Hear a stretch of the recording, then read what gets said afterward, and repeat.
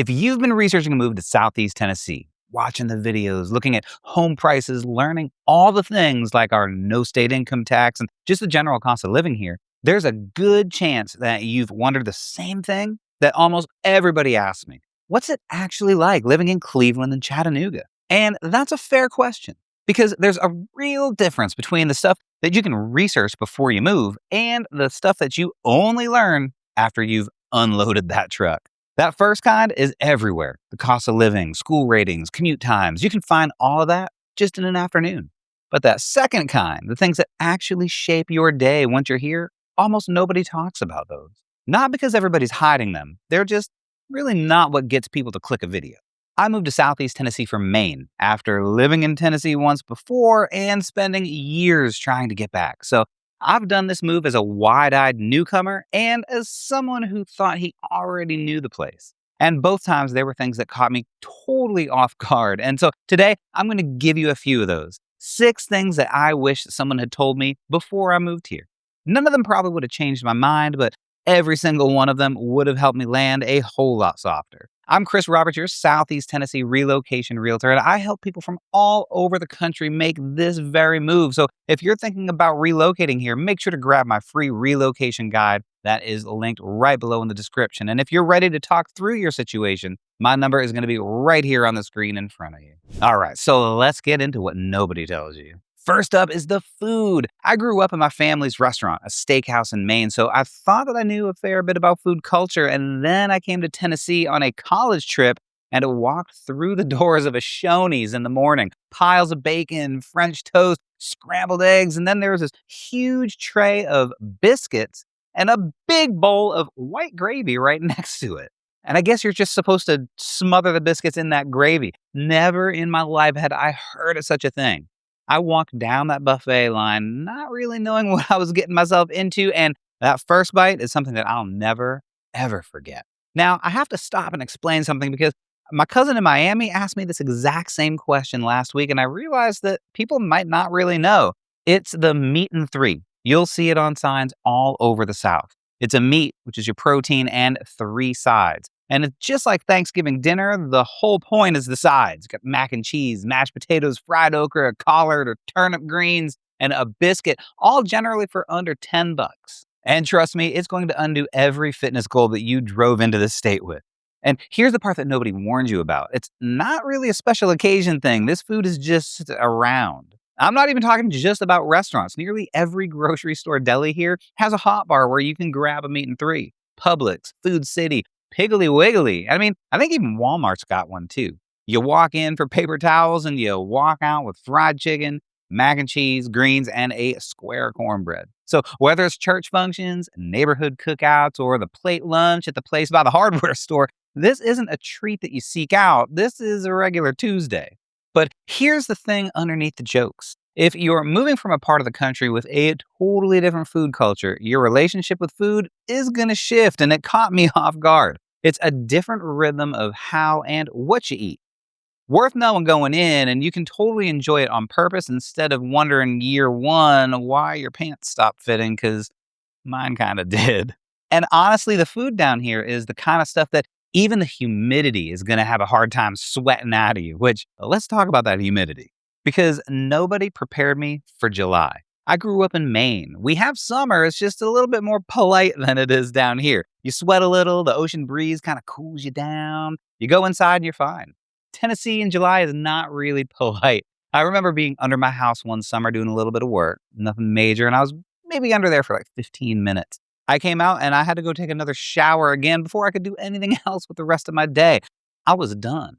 Now, why is it like this? Tennessee is the 6th rainiest state in the country. You always hear about Washington and Oregon being super rainy, but they don't even make the top 10. The kicker here is that so much of that rain comes in June, and when that rain saturates the ground and then the temperature just heats up, well, that's when it starts to feel like the inside of a lobster pot. And here's what that actually means for your day-to-day. Your glasses, they're definitely going to fog up once you get outside. Your hair is going to do things that it's never done before. And the air, it's going to feel like you're walking through it instead of just breathing it. And every bug in the state, which hold that thought because we're going to get there, it absolutely loves it. But here's the part that I want you to hear. By the second year, your body is going to adjust. You'll acclimate, and the thing that felt brutal your first summer is just going to become part of the season. You're going to be standing next to the Hiwassee in July, mountains so green that they look like a Bob Ross painting, and that humidity is going to stop being an obstacle and just being part of the air down here. So, the real takeaway here, if you're coming to scout this place out before you commit, come in July or August. Fall here is going to absolutely sell you on it. It's genuinely one of the most beautiful things that you'll ever see, but feeling a real summer day before you sign anything can be great so that you know exactly what you're saying yes to. So, the heat, I could eventually make peace with the heat. What caught me more off guard was something that I didn't see coming at all until I picked up the phone to set up my car insurance. When I moved here from Maine, I called to set up new car insurance. And when they told me the monthly rate, I genuinely thought that there'd been a mistake. I was only paying $36 a month in Maine, and the quote that I got here was over $100 a month. So I asked why. Same car, same driver, clean record. What changed? The person on the phone said basically there are a lot more accidents down there. And after about 2 weeks of driving around Chattanooga, yeah, that tracked. Now, let me be clear about something because I love this place and I love the people here. Tennesseans can be some of the warmest, genuinely kind people that I've ever met. And some of them get behind the wheel and a completely different person shows up.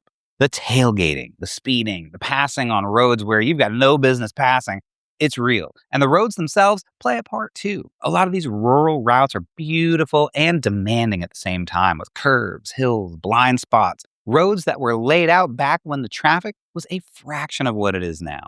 So here's the practical takeaway. If you're coming from a lower accident state, budget for higher car insurance than you would expect because it can be a real jump and it surprises people.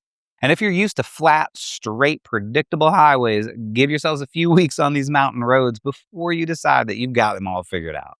None of this is a reason not to come, but it is a reason to come with your eyes wide open and a little bit of extra patience in the tank. Now, remember a minute ago when I said every bug in the state loves its humidity, and hold that thought? Well, let's talk about that. If you're moving out to the country around Cleveland, Athens, Sweetwater, and the like, and a lot of you watching this are, I need to introduce you to two specific types of creatures because everybody deals with these. Me, my clients, my in-laws, everybody. The first one is the stink bug, and it looks like a tiny prehistoric shield. It doesn't bite, it doesn't sting, it just shows up on your ceilings, on your walls in the middle of the night.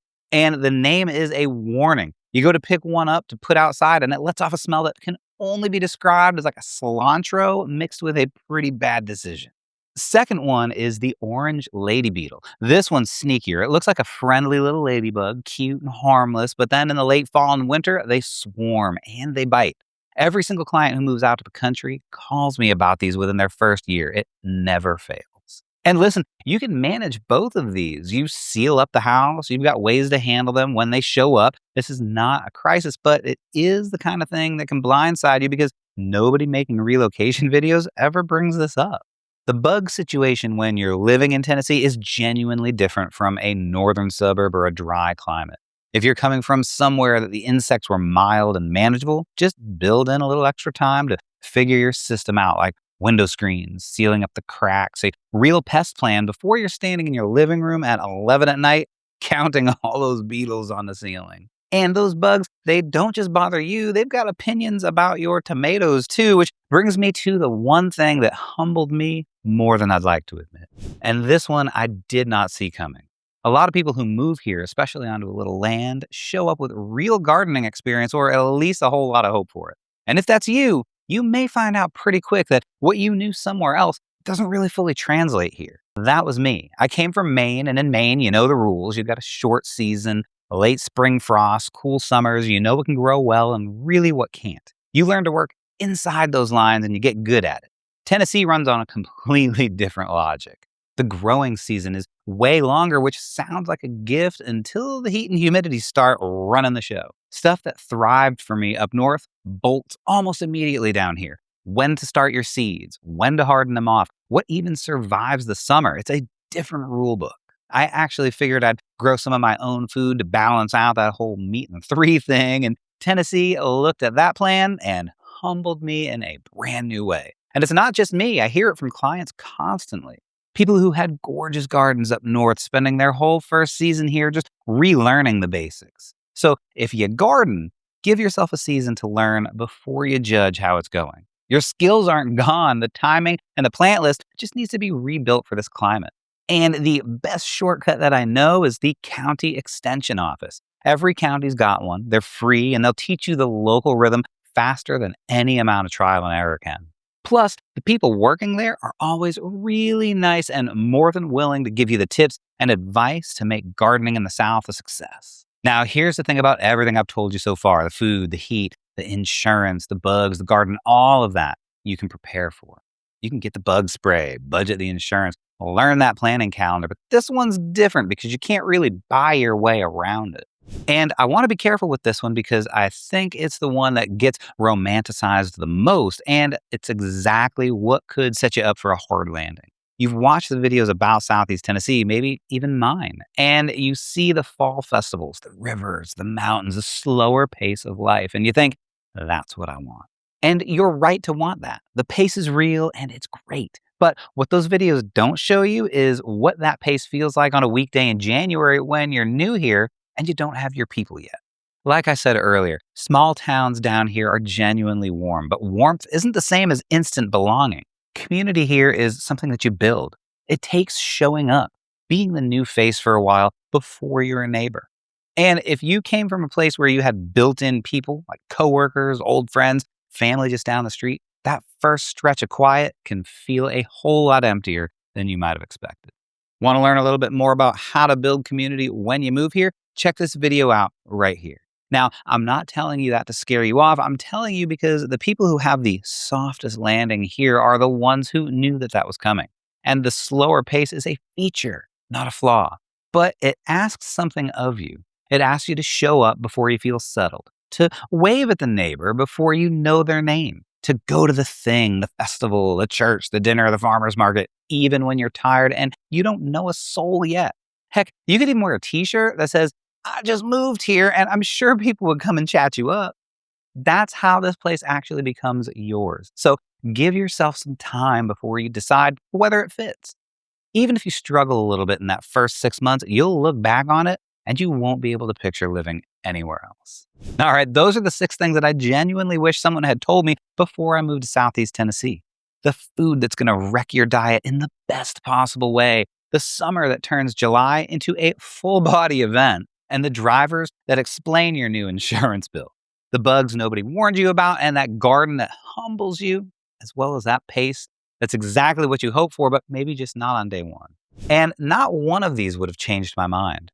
I crossed the Tennessee state line for the first time back in May of 2003, a college kid coming down from up north, and the mountains came into view. They were impossibly green. The sky, just this ridiculous blue. And I remember thinking, holy cow, I could totally live here. It took me 2 moves and a whole lot of years to make it stick, but this place got into me before I even knew what it was, and it hasn't let go. That's the part that the research can't show you. You can read every stat that there is, and you still won't know if a place is yours until you're standing in it.